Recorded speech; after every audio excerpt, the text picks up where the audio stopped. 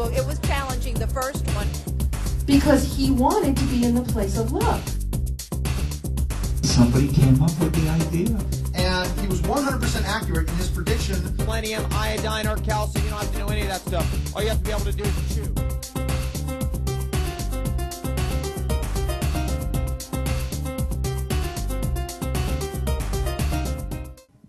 Thank you. Thank you all for coming tonight. This is usually the climax of the Expo for me. And, you know, we've also had some very serious discussions about sexuality, sensuality, and we have a really great panel. Actually, this is one of the more really exciting panels, because right there at the end we have Dell Williams, who started the first sex store in America. Really. She is a pioneer and still having orgasms, isn't that right? Yes, yes. Thank you, Dell, for being here. I came to sexuality and pleasure and thinking about it from the feminist movement, from the women's rights movement. I saw that, hey, my own experience of discovering that masturbation was really okay and was great, and I needn't feel fear and shame about it, because that's how I grew up. And that's how women of my generation grew up. And I could see the connection between feeling shame and fear and how that manifested itself in your own psyche, so that you didn't have the power to be yourself, to have that confidence in yourself. So my whole, where I was coming from in creating Eve's Garden, was to empower women. Mm-hmm. I saw the connection between getting in touch with your body and being free and you can have an orgasm as liberation. It's liberation from the suppression that we lived in for thousands of years, where women couldn't experience, maybe they could experience it, but in society, you know, you were the wanton woman, you were either the virgin or the whore, you know. And so my whole stand was, it's okay, you know, these are the vibrators. You don't need a partner. It's great to have one, but you can achieve them on yourself. And then when someone called me and said that they saw the pleasure principle in the Times, I thought, my God, I invented that.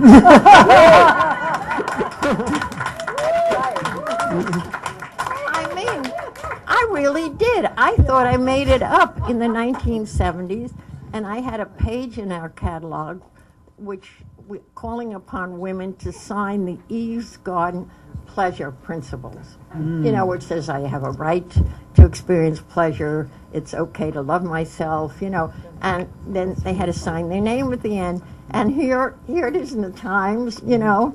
But there was one place you told me, where you had that switch, yeah. I just want to quickly mention is that I have always been sort of aware of the fact that the orgasm is this electrical discharge, which is so great and healthy for you and what it does for you. And in many years, like 30 years later, doctors are writing articles and say, hey, it affects all your hormones, it brings you, it really boosts your immune system. So it's good for you physically, it's good for you psychologically, because there's that spiritual sense of when you're connecting and being orgasmic, you're connecting with the universe, with what people might call God. And so to that end, when I was age 80, I decided to become an interfaith minister, just because I wanted to have a pulpit and shout about the greatness of spirit and sexuality, so that we all can get ourselves out of thinking dirty, awful, sinful, and all that stuff that we grew up with. So that's... Thanks. Thank you. That's Well, everybody has said so many wonderful things that what I could only add to it, and I keep hearing the word connection, connection, connection. Let's just face the fact that our sexuality is tied up with creation. It's the ultimate mystery that we're all trying to solve and see and understand. But the mystery of it, when you think of sexuality as the source of life, I mean, it's the life force. And when we experience our sexuality, when the pleasure endorphins start waving through us, we are in this cosmic force that is the whole force of nature. It's the force of creation. So it's enormous, you know. And so I remember when I started Eve's Garden, the words I used were celebrate the joy. Yeah. Celebrate. Let's celebrate the joy.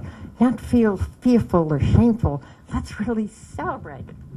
And when I begin to notice when women love to dress up sexy, you know, they're not doing something to necessarily to attract a man or fuck me please or anything like that. They're just celebrating themselves, you know.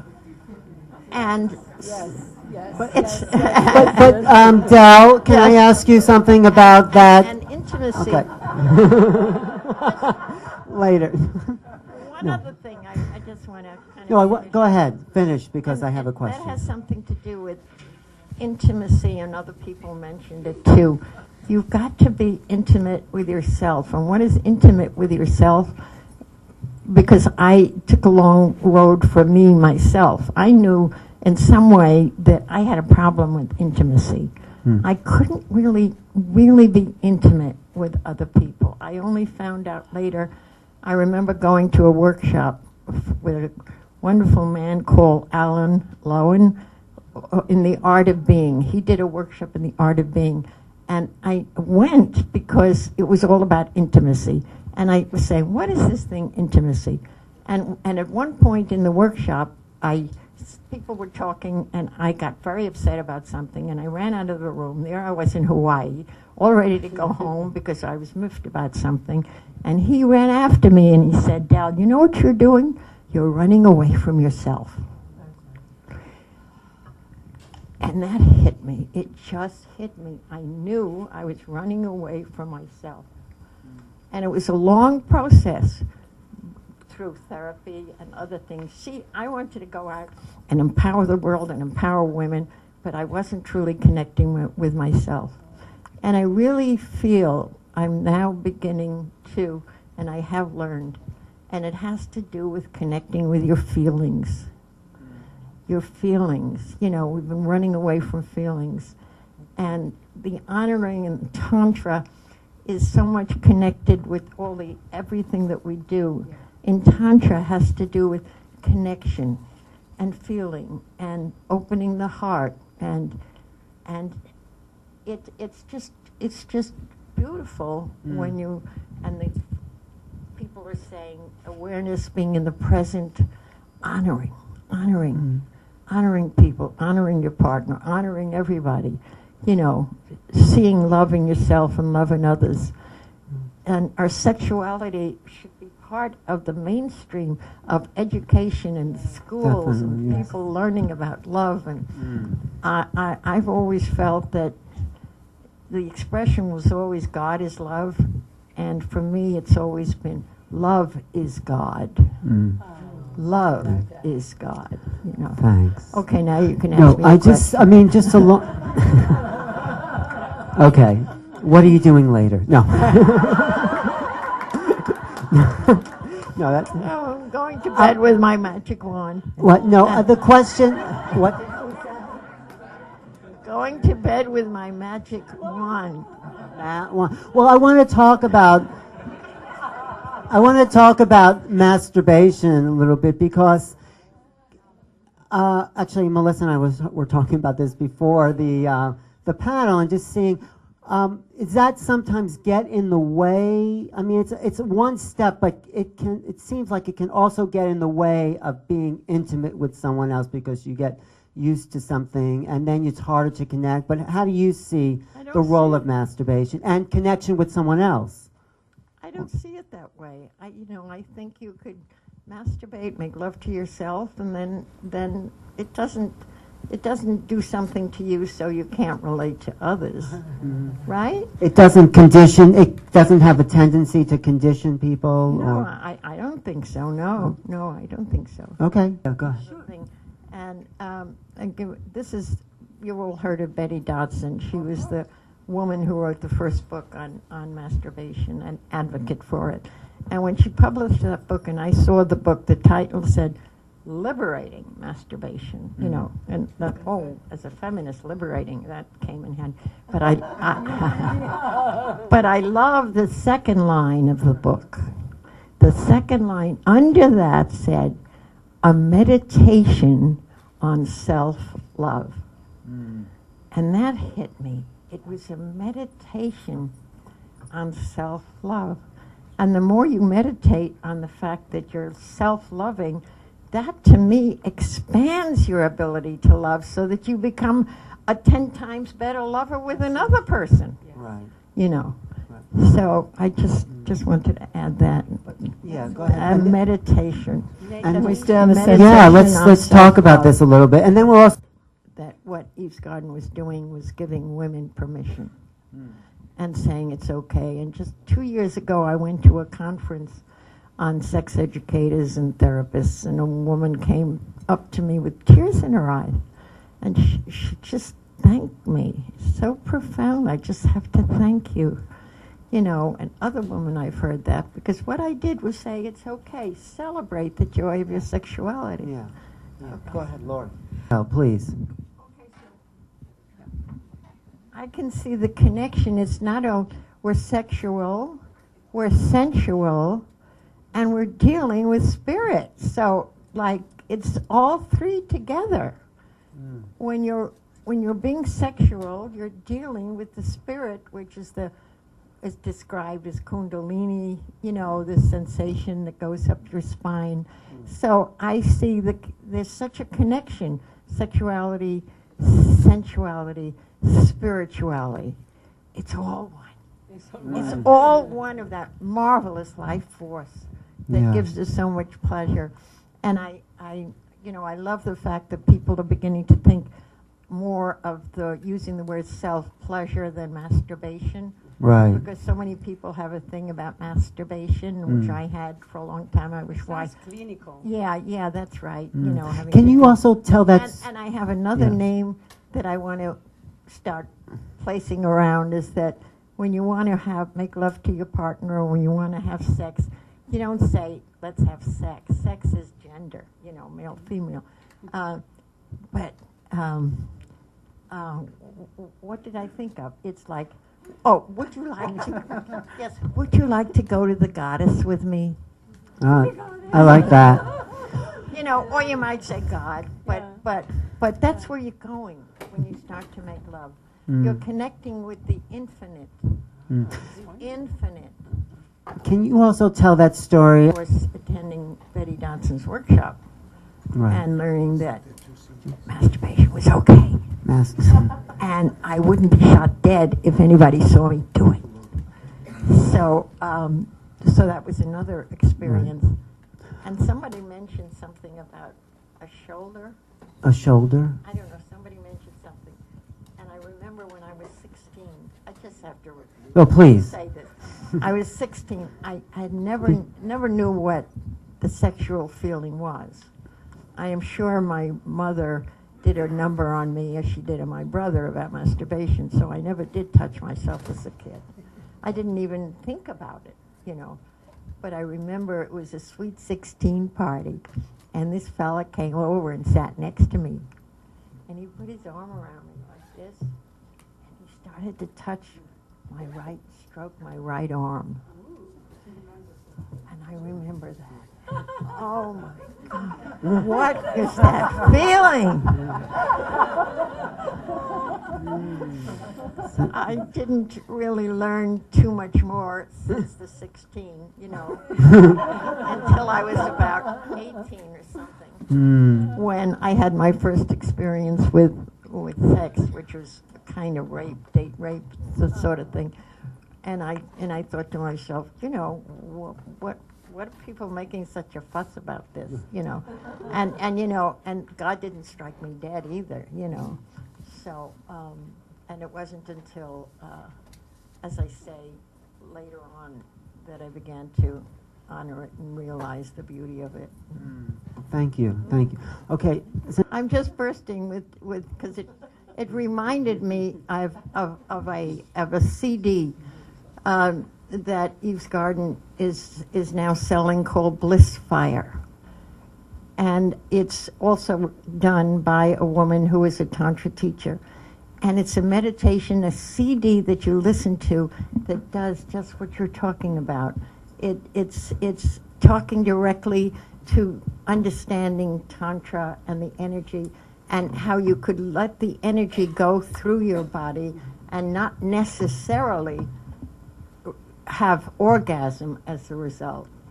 But exactly what, Laurie, what you're talking about, it's just allowing the pleasurable endorphins and the kundalini and the feelings go through your body. And I recommend that to every woman. I do. Anytime I meet a woman, I say, you've got to listen to this Bliss Fire. I mean, I listen to it.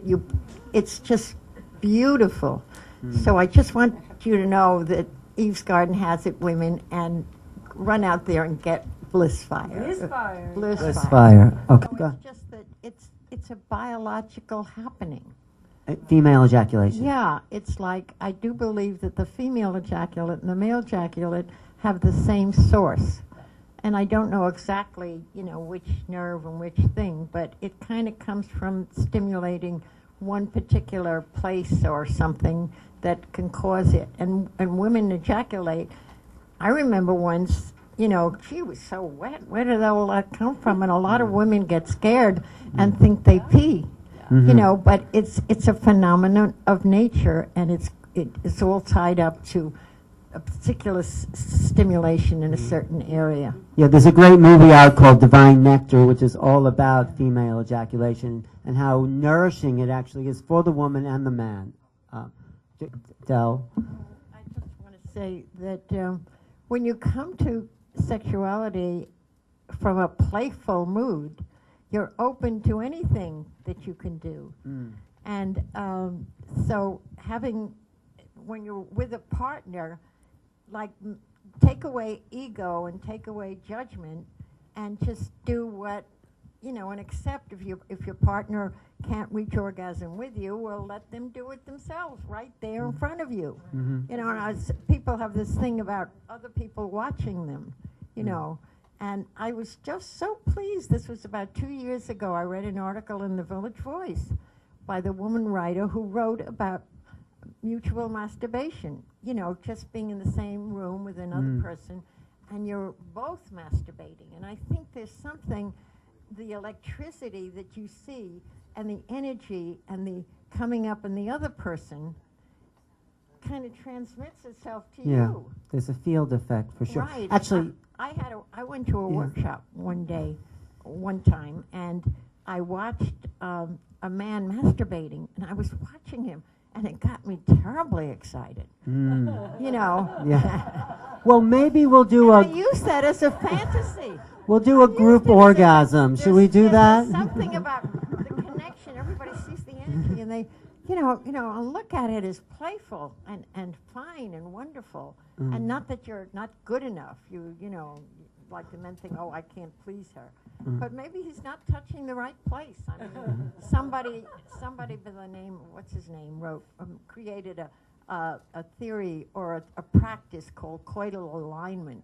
Coital alignment. Which is a particular position. Sexual position. Such as it's a missionary position in that the man is on top of the woman, but when he's on top of her, he's like higher, lifted up over her pelvis, so that his penis penetrates the lower part of an area right near the urethra, from which the G-spot, whether called a G-spot or no, it's another spot. It's not the G-spot. There's another A spot. spot. It's an A-spot. A spot. Yes, I think it's the right. A. It's before the G. A before G.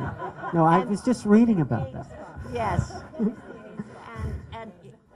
actually, Eve's Garden sells this film. You could actually buy the film and see how that position is, you know. And it's just they found out that women in that position, it's more likely for two people to reach orgasm at the same time, and there are higher chances.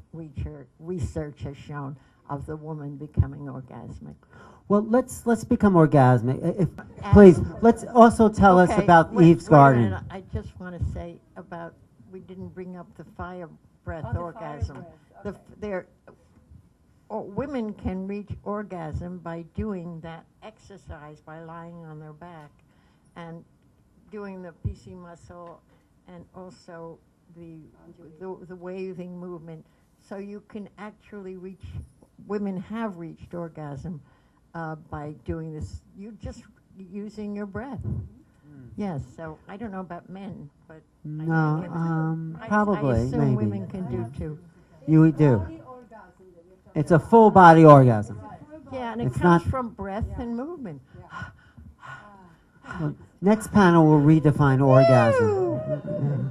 Okay. Also, tell us about your store and how to find you, and because we should wrap Okay, up. yeah, we have a retail store, and it's where it has been for 35 years in the same building, 119 West 57th Street, between 6th and 7th.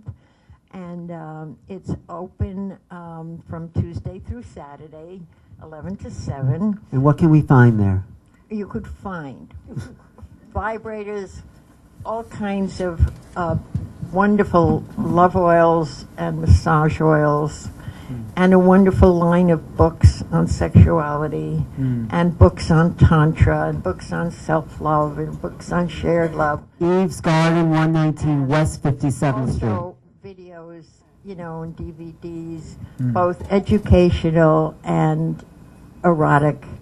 And, you know, you're just free to go up there and wander around, and we have 2 large rooms.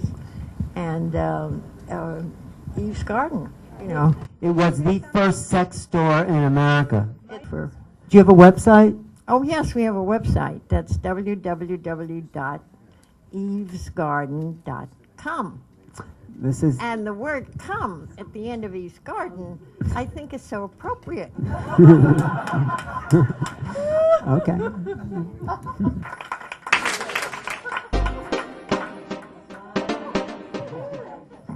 That rocked.